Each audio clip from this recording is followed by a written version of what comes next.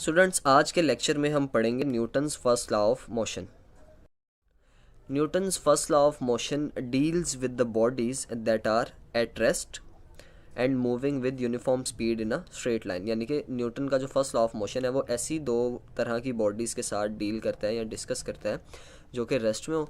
जैसे कि अगर हम इस बॉल की एग्जांपल लें तो ये ग्राउंड पे रेस्ट की पोजीशन में है, अपनी जगह से मूव नहीं कर रही। ऐसी बॉडीज़ जो रेस्ट में हो या ऐसी बॉडीज़ जो कि moving with uniform speed in a straight line, एक सीधी लाइन में मूव कर रही हो यूनिफॉर्म स्पीड के साथ, तो इन दो तरह की ऑब्जेक्ट्स के ऊपर न्यूटन का first law of motion apply होता है। अब न्यूटन के मुताबिक a body at rest will remain at rest if no net force act on it. अगर कोई बॉडी रेस्ट में है तो वो तब तक रेस्ट में रहेगी जब तक कि उसके ऊपर कोई भी नेट फोर्स अमल नहीं करती। अब नेट फोर्स क्या है? Net force is the resultant यानी कि sum of all the forces acting on a body. अगर किसी बॉडी के ऊपर एक या एक से ज़्यादा फोर्सेस अमल कर रही हैं तो उन सब का जो सम होगा उस सम को हम कहते हैं कि वो नेट फोर्स है।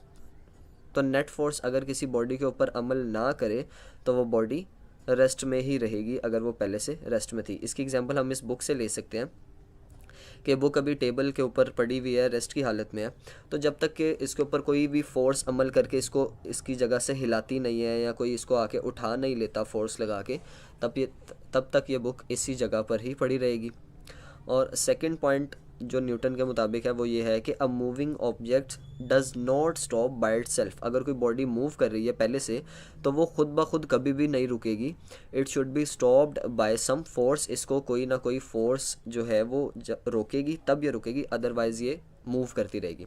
अगर इसकी एग्जांपल हम देखें तो यहाँ पे जो बॉल है वो मोशन में है, तो अगर कोई इसको नहीं रोकता तब तक ये बॉल क्या करती रहेगी? मूव करती रहेगी। अगर हम देखते हैं कि बॉल जो है वो अगर कोई नहीं भी रोकता तो ज़मीन पे गिरने के बाद थोड़ी देर बाद रुक जाती है, तब भी उसको कोई ना कोई फ्रिक्शन की फ़ोर्स रोक रही होती है। अगर फ्रिक्शन मौजूद ना हो और कोई दूसरी फ़ोर्स भी या कोई इंसान या कोई भी दूसरी चीज़ इसको ना रोके तो ये बॉल कभी भी नहीं रुकेगी और हमेशा मोशन में ही रहेगी। कोई ना कोई ऐसी फ़ोर्स ज़रूर होनी चाहिए जो कि मूविंग ऑब्जेक्ट की मोशन को क्या करे? रोक सके। तो दो पॉइंट्स हैं कि अगर कोई बॉडी रेस्ट में है तो रेस्ट में रहेगी, और अगर पहले से ही मोशन में है तो वो खुद ब खुद कभी भी नहीं रुकेगी। कोई फोर्स ऐसी मौजूद होनी चाहिए जो कि इस बॉडी को रोके। तो इन दोनों पॉइंट्स को कंबाइन करके हम न्यूटन के जो फर्स्ट लॉ ऑफ मोशन है उसकी स्टेटमेंट ऐसे कर सकते हैं कि a body continues its state of rest और uniform motion in a straight line provided no net force act on it. अब बॉडी अगर कोई रेस्ट में है या यूनिफॉर्म मोशन कर रही है सीधी लाइन में तो वो अपनी मोशन को बरकरार रखेगी। कॉन्टिन्यूज इट स्टेट अपनी मोशन को बरकरार रखेगी कब तक? जब तक कि इसके ऊपर कोई भी नेट फोर्स अमल ना करे और वो इसकी स्टेट को चेंज ना करे। ये है न्यूटन के फर्स्ट लॉ ऑफ मोशन की स्टेटमेंट।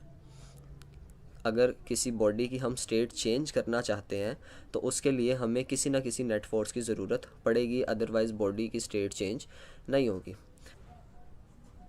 अब किसी भी जिस्म का जो इनर्शिया होता है उसकी भी यही कोशिश होती है कि बॉडी अगर रेस्ट में है तो वो रेस्ट में ही रहे, और अगर कोई बॉडी पहले से मोशन में है तो वो मोशन में ही रहे, उसकी हालत में कोई भी तब्दीली ना आए।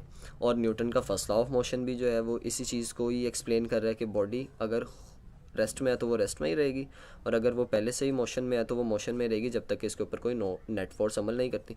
दोनों चीज़ें एक ही बात कर रही हैं, इनर्शिया भी, और इनर्शिया की भी यही कोशिश होती है और फर्स्ट लॉ ऑफ मोशन भी यही कहता है।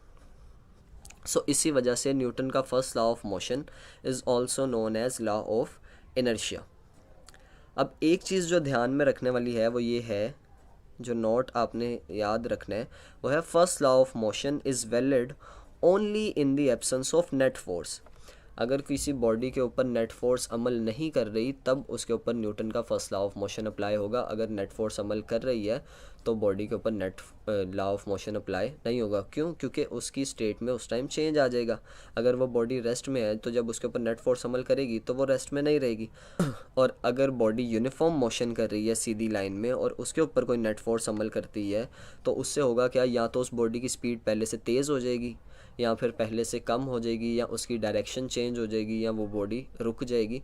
इन सारे केसेस में बॉडी की जो स्टेट है वो पहले जैसी नहीं रहेगी, उसमें चेंजिंग आ जाएगी। सो हम कहते हैं कि जी फर्स्ट लॉ ऑफ मोशन सिर्फ तब बॉडी के ऊपर अप्लाई हो सकता है जब उसके ऊपर कोई भी नेट फोर्स अमल ना कर रही हो। सो ये था आज का टॉपिक। उम्मीद है कि आपको वीडियो पसंद आई होगी। आपको वीडियो पसंद आई है तो इसको लाइक कर दें, चैनल को सब्सक्राइब कर दें ताकि आगे आने वाले लेक्चर्स भी आपको टाइम पे मिलते रहें, और इस वीडियो को अपने दोस्तों के साथ शेयर करें। सो मिलते हैं आपसे अगले लेक्चर में, तब तक के लिए अल्लाह।